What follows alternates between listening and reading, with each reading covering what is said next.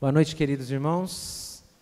É um prazer estar com os irmãos novamente, nessa noite gostosa em que nós já tivemos a oportunidade de cantar, de adorar a Deus, e agora nós estamos esperançosos de ouvir a palavra do Senhor, de ler a palavra do Senhor e sermos edificados nessa noite. Então nós vamos abrir as nossas Bíblias no Evangelho de Marcos, capítulo 1.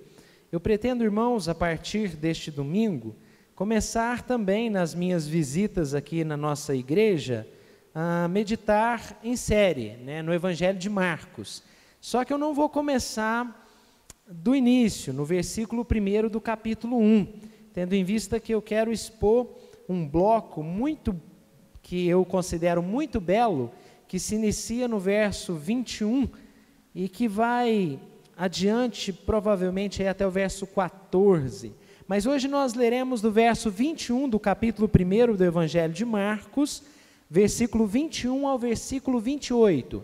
Evangelho de Marcos, capítulo 1, versos 21 a 28. Mas antes de fazermos a leitura desse texto, nós vamos orar mais uma vez, de forma objetiva, breve, mas é importante que nós clamemos agora a bênção do Senhor, para que nós sejamos edificados. Vamos orar.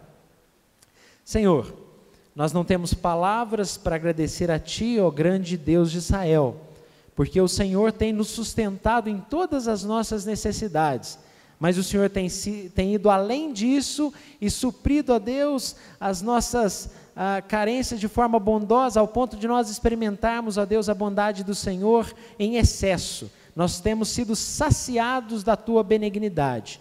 Mas nessa noite, de uma maneira muito especial, nós queremos pedir a Ti que fale ao nosso coração nesse momento, que o Senhor me capacite a explicar a Tua palavra, a Tua revelação, e que o Senhor capacite a igreja, através da iluminação do Espírito Santo, para compreender esta explicação.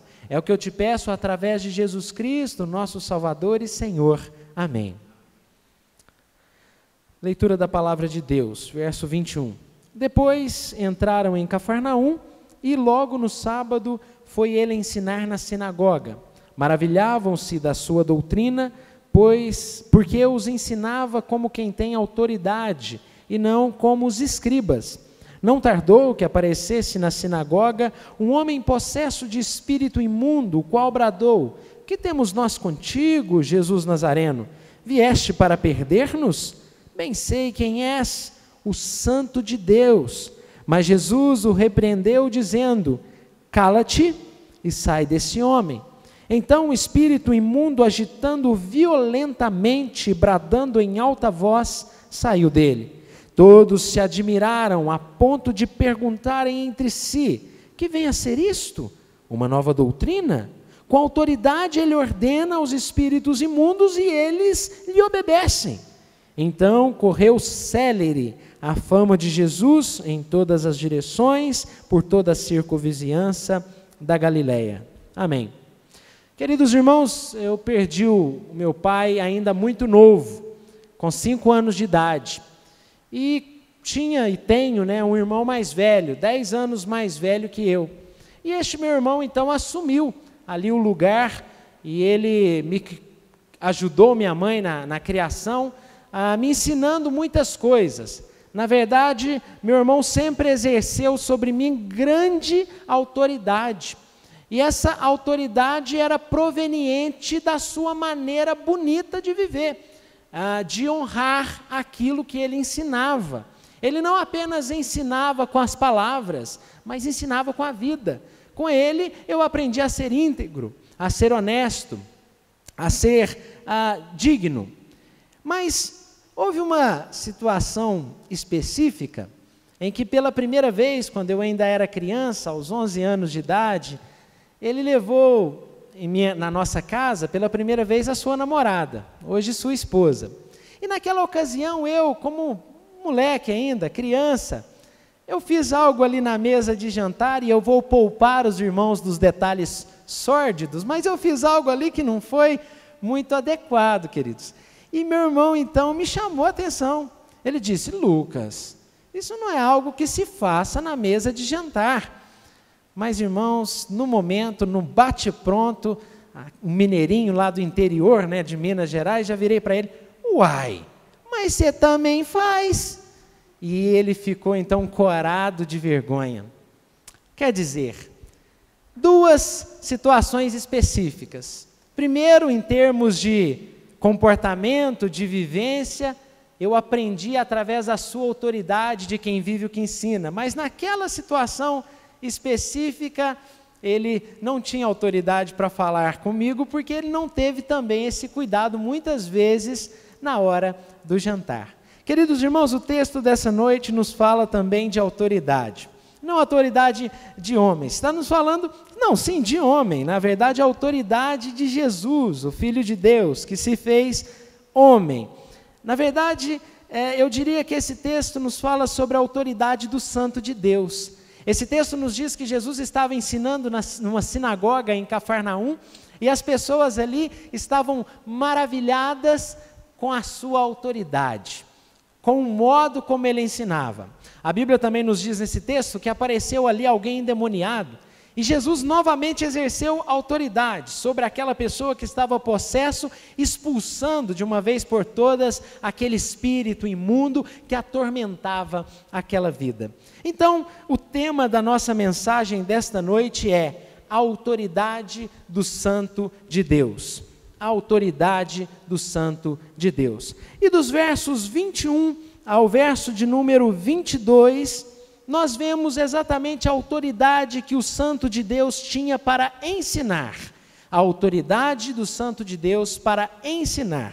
A Bíblia nos diz no verso 21 que Jesus e os seus discípulos entraram em Cafarnaum, depois entraram em Cafarnaum, e logo no sábado foi ele ensinar na sinagoga. Sim, o sábado é o dia do Senhor, é dia de fato se dirigir à sinagoga. E a sinagoga ainda nos tempos de Jesus tinha, na verdade, visitantes tinham a oportunidade de ensinar nas sinagogas. Ainda não tinha sido estabelecido que apenas os escribas, apenas os teólogos ensinassem. Mas qualquer visitante, sendo judeu, sendo professando a religião ortodoxa judaica, tinha a oportunidade de ler e expor algum texto do Antigo Testamento.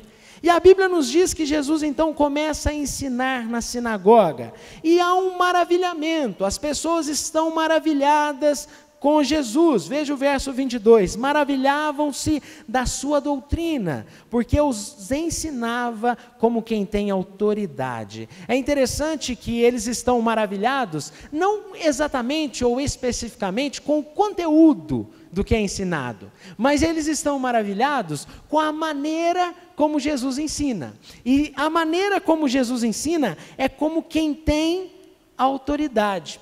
Mas se nós pensarmos um pouco no conteúdo que Jesus ensinava, nós perceberemos que também é um motivo para maravilhamento o conteúdo. Afinal de contas, sobre o que Jesus ensinava? O verso 15 do capítulo 1 nos diz o conteúdo do ensino de Jesus. Olha o que diz o verso 15. O tempo está cumprido, o reino de Deus está próximo, arrependei-vos e crede no Evangelho. Esta é a pregação que Jesus trazia ali no seu ministério. Então esse conteúdo é claro que causava maravilhamento. Sabe por quê, irmãos? Porque Jesus ensinava sobre o reino de Deus, e ninguém com mais propriedade para ensinar sobre o reino de Deus, senão o rei, que veio trazendo esse reino. Então, queridos irmãos, nós podemos perceber que o conteúdo do que Jesus ensinava causava maravilhamento, mas aqui Marcos tem a preocupação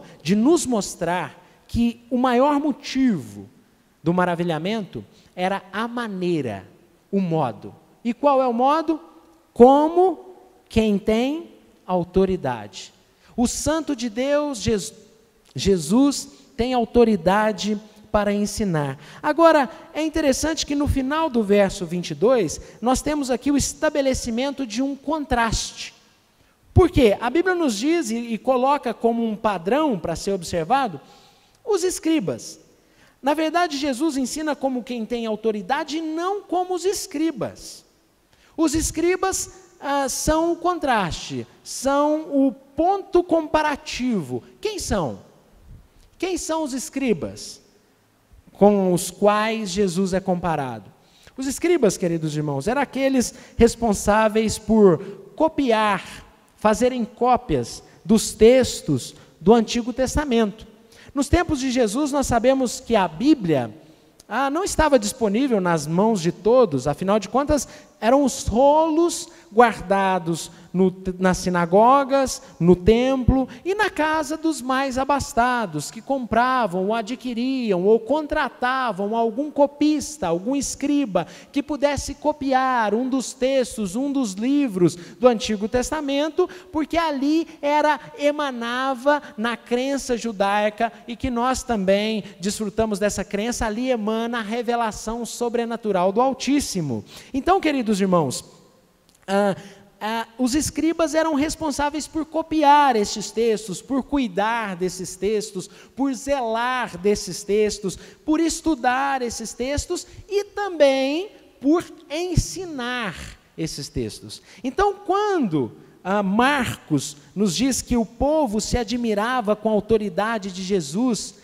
que era diferente da dos escribas, ele ensinava como quem tem autoridade, não como os escribas, é porque os escribas eram responsáveis por ensinar esses textos do Antigo Testamento. Só que há uma diferença. Esses mestres da lei, esses teólogos da época de Jesus, não têm autoridade para ensinar. Por quê? Por que os escribas não têm a autoridade que Jesus tem? Por que eu questionei meu irmão na mesa de jantar? Porque muitas vezes, queridos irmãos, existe um ensino divorciado de prática. E se nós olharmos para as Escrituras Sagradas, em alguns relatos sobre os escribas, nós vamos perceber que os escribas não aliavam, eles não juntavam a ortodoxia do ensino, da doutrina, com a ortopraxia. Para alguns estudiosos, o fato de Jesus ensinar com maior autoridade que os escribas, era porque os escribas ensinavam citando uns aos outros, havia alguns rabinos famosos, como Hilel e outros, então eles citavam outras pessoas. Mas, queridos irmãos, quando nós olhamos para esse texto, e nós vemos que a questão não é o conteúdo, mas, como eu disse, é a maneira. E quando nós olhamos para o que a Bíblia fala sobre os escribas, algumas descrições que Jesus faz dos escribas, eu venho a perceber que o problema dos escribas não é o conteúdo. O problema dos escribas é o ensino divorciado da prática.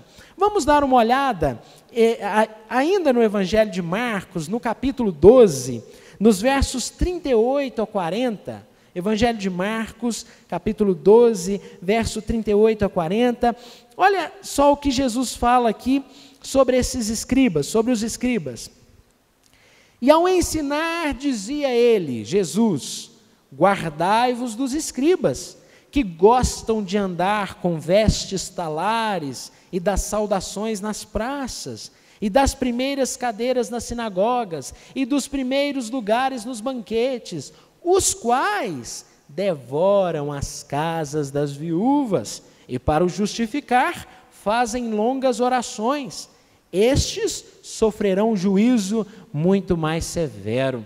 Queridos irmãos, os escribas se vestiam bem, os escribas se sentavam no primeiro banco da igreja, os escribas faziam longas orações, mas os escribas não tinham uma vida ligada a essa aparência de crente, ou essa aparência de religioso.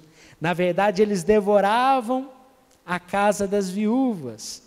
Isso significa que eles exploravam os pobres, eles usavam da sua posição e conhecimento para explorar os pobres. Então, na verdade, a religião deles era divorciada da prática.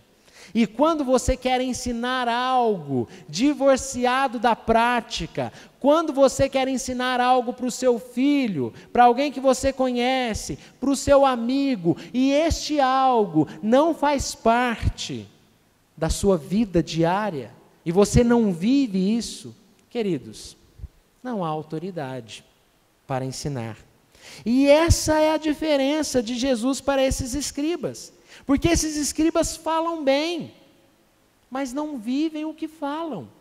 Veja só, voltando um pouquinho no Evangelho de Mateus, capítulo de número 23, olha o versículo 3 aqui, porque aqui no capítulo 23 de Mateus, Jesus vem trazer aí umas realidades bem duras sobre os escribas, umas verdades bem firmes, pesadas, sobre o modo de vida dos escribas. Olha o verso 23, olha o capítulo 23, no verso 3, olha o que Jesus fala sobre os escribas. Olha, fazei e guardai, pois tudo quanto eles vos disserem, porém, não os imiteis nas suas obras, porque dizem e não fazem. Como terão autoridade para ensinar? Mas Jesus, irmãos, Jesus é diferente. Jesus ensina na sinagoga e as pessoas estão maravilhadas com a autoridade de Jesus, porque Jesus vive o que ele ensina. Jesus fala sobre justiça, mas ele é justo. Na verdade, a partir do verso 13 aqui de Marcos, capítulo 23, nós podemos observar esse contraste. Mateus, a partir do verso 13 aqui do capítulo 23 de Mateus, nós podemos observar com maior clareza esse contraste entre a maneira de Jesus ensinar e viver e a maneira como os escribas vivem. Por quê? A partir do verso 12, particularmente, nós começamos a ver esse contraste. No verso 12 de Mateus 23, Jesus diz assim: quem a si mesmo se exaltar será humilhado, e quem a si mesmo se humilhar será exaltado. Para começar, Jesus ensina sobre humildade, mas ele é manso e humilde de coração. Os escribas ensinam de humildade, porque o Velho Testamento ensina sobre humildade, mas eles sentam-se nas primeiras cadeiras. Enquanto Jesus diz que o humilde deve sentar atrás e então ser convidado para sentar à frente, os escribas vêm sentar logo à frente. Queridos irmãos, esses escribas fecham a porta do reino de Deus, enquanto Jesus, em João 10, se apresenta como a porta. Veja o verso 13, Mateus 23, 13, ai de vós, escribas e fariseus hipócritas. Hipócrita significa, ensinam o que não vivem, porque fechais o reino dos céus diante dos homens. Vós não entrais e não deixais entrar os que estão entrando. Se eles fecham a porta, Jesus se apresenta como a porta. O verso 14 diz que os escribas são hipócritas porque eles devoram as casas das viúvas, ou seja, prejudicam, fazem mal aos necessitados, e Jesus se apresenta como aquele que veio para o necessitado. Não é isso que Marcos vem nos dizer no capítulo 2, verso 17? Jesus diz: eu vim para os que precisam de médicos. Os sãos não precisam de médicos, eu vim para os doentes, para aqueles que necessitam. Então nós percebemos que o contraste é muito grande, a autoridade de Jesus está baseada exatamente nesse contraste. Jesus vem para a sinagoga no sábado e ensina aquilo que ele tem experiência e ele tem propriedade para ensinar, ao contrário dos escribas que querem ensinar coisas que eles não sabem viver. Religiosidade falsa. Queridos irmãos, no verso de número 15, Jesus diz que os escribas produzem filhos do inferno. É isso mesmo que você ouviu. Veja o verso 15: ai de vós, escribas e fariseus hipócritas, porque rodeais o mar e a terra para fazer um prosélito, e uma vez feito, o tornais filho do inferno 2 vezes mais do que vós. Enquanto os escribas produzem filhos do inferno, Jesus produz filhos de Deus. Afinal de contas, Paulo, em Efésios, capítulo 1, verso 5, diz que nós fomos feitos em Cristo, filhos de Deus.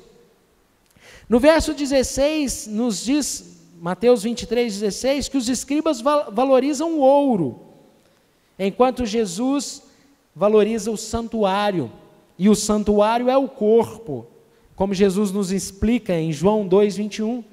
Os escribas, no verso 23 de Mateus 23, são legalistas, são frios. Jesus é um libertador amoroso. Os escribas, no verso 25 a 26, nós vamos descobrir que eles são limpos por fora, usam vestes talares, se vestem bem, têm aparência, mas Jesus é limpo por dentro.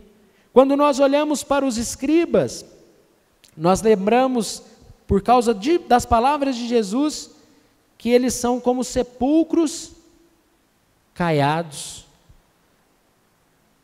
Queridos irmãos, infelizmente os escribas têm uma vida divorciada do seu ensino.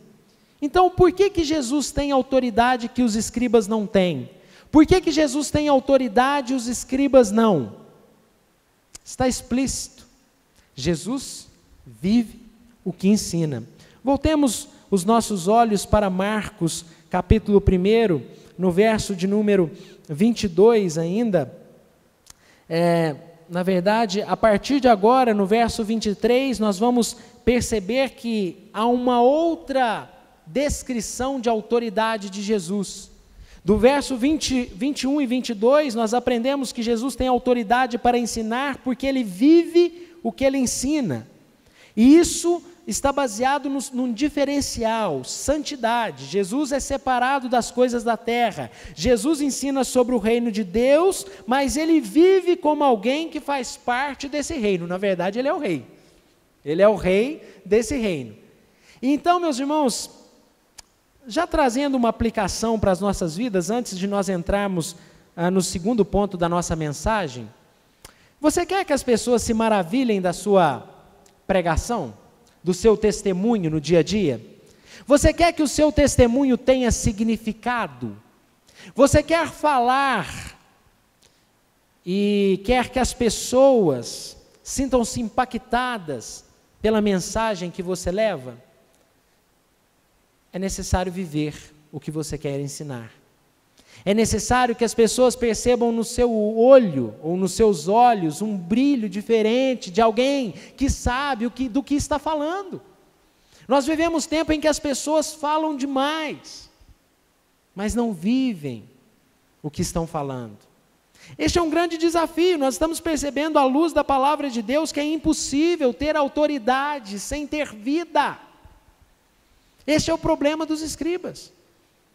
Mas continuemos a caminhar, e a partir do verso 23 nós vamos perceber que quando alguém está ensinando com autoridade, alguém vive o que está falando, sabe do que está falando, isso traz uma inquietação ao inferno. Sim, olha o verso de número 23, não tardou, não demorou, não demora. Quando alguém está vivendo uma vida santa diante de Deus e ensinando sobre aquilo que é santo, não demora que apareça ali, apareceu na sinagoga, um homem possesso de espírito imundo, o qual bradou: que temos nós contigo, Jesus Nazareno? Vieste para perder-nos? Bem sei quem és, o Santo de Deus. A partir desse momento nós vamos ver uma outra esfera da autoridade de Jesus. Há uma gíria nos nossos dias, que é muito usada nos meios de comunicação, principalmente na internet, as mina pira, ou os mano pira, ou coisas desse tipo. Acho que a maioria já leu, pelo menos os jovens, mais especificamente. Eu diria que quando alguém vive o que ensina, o diabo pira, ou o inferno se incomoda. E é o que nós vemos aqui, o diabo se manifestando e que temos nós contigo, Jesus Nazareno? Eu sei quem és, ensinando isso que ensinas, vivendo da maneira que vive. Eu sei quem és, não pode ser outro. E do diabo nós temos uma declaração sobre quem é Jesus. Tu és o Santo de Deus. Não há outra possibilidade. Alguém que vive, que ensina como o Senhor, que vive aquilo que ensina, não pode ser outro, é santo. Santo de Deus, é especial.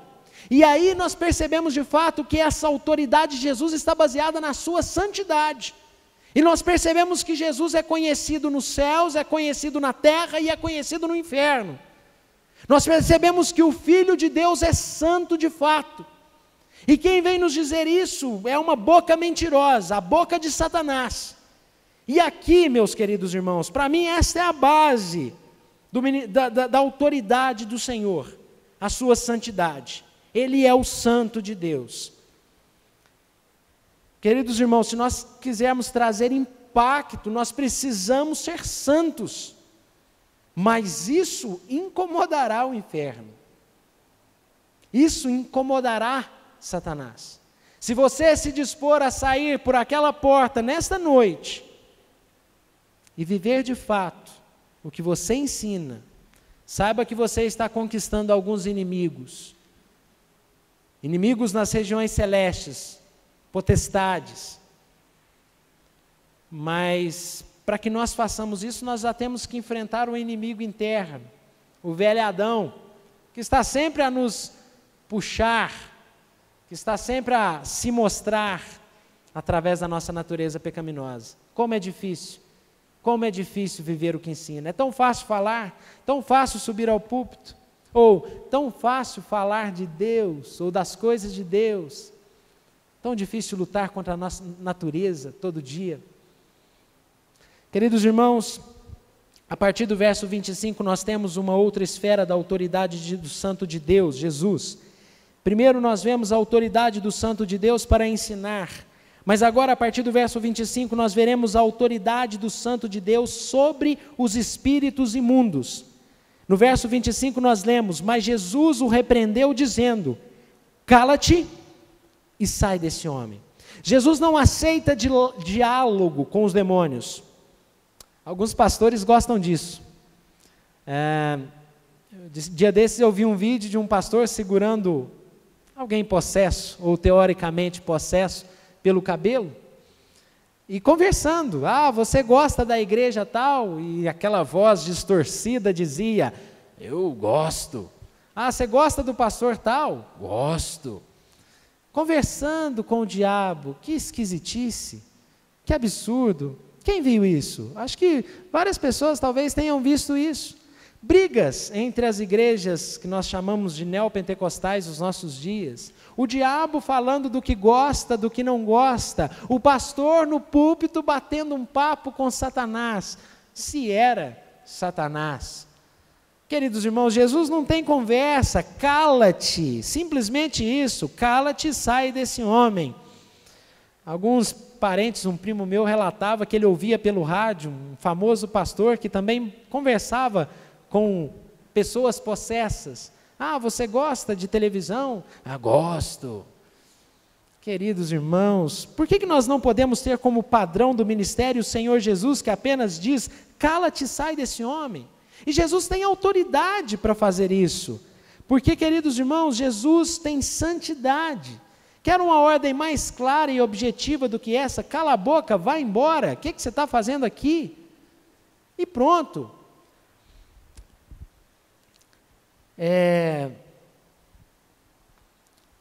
O verso 26 diz que o espírito imundo, agitando violentamente, bradando em alta voz, saiu dele. É interessante que ele não fala uma palavra.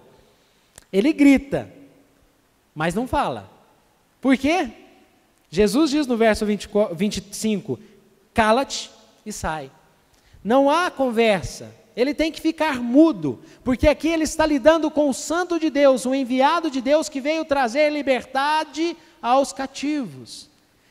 Isso que Isaías prenunciou, o Antigo Testamento.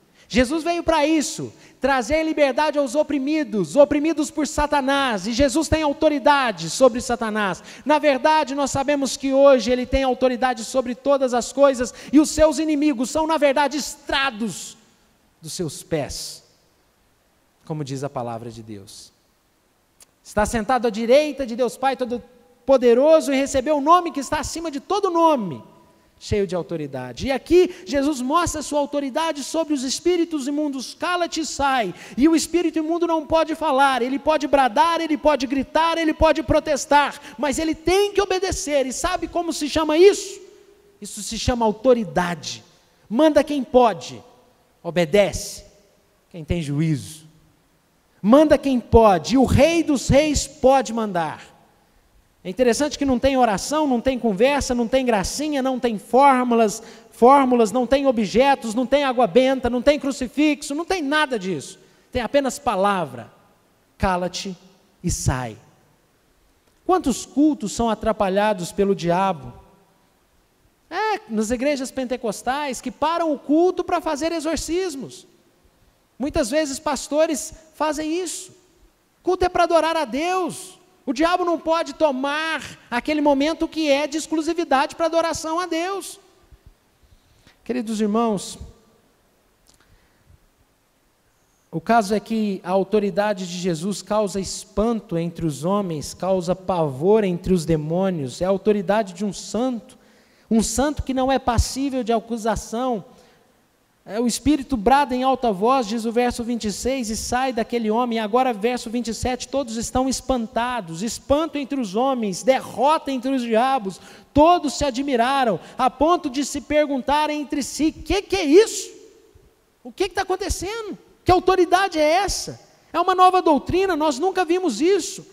Com autoridade, verso 27, ele ordena aos espíritos imundos e eles lhe obedecem. É a autoridade do Santo de Deus. Eu conheço algumas situações pitorescas de exorcismo, porque na verdade as Escrituras nos apontam o diabo como o acusador.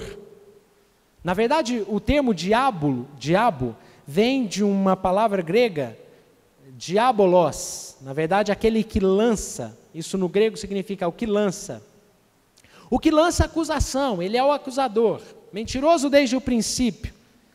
E eu conheço algumas histórias de pastores diante de momentos de exorcismo, diante de momentos de possessão, que são reais, isso é bíblico, que ficaram muito envergonhados.